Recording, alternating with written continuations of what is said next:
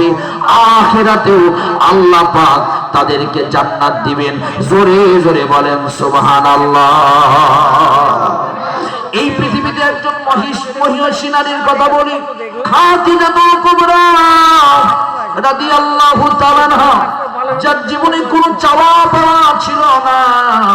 মৃত্যুর সময় আমার নবীর কাছে বলেছিলেন, ইয়া রাসূলুল্লাহ, আমার জীবনের সব সম্পদগুলো উৎসর্গ করেছি, একটা জিনিস আপনার কাছে চাই, সেটি হলো আমি যখন মৃত্যুবরণ করব আমার কাফনের কাপড়টা যেন নতুন কোনো কাপড়ের দরকার নাই, আপনার জুব্বা মোবারক দিয়ে আমাকে কবরস্থ করবেন। নবী বললেন, তুমি আমার একটা পুরাতন জুব্বা চেয়েছো, সমস্যা নাই, তোমাকে দিয়ে দিব। সুবহানাল্লাহ বলেন, আরো জোরে বলেন সুবহানাল্লাহ। তোমার জীবনের সব কিছু উৎসর্গ করে দিয়েছো ইসলামের জন্য।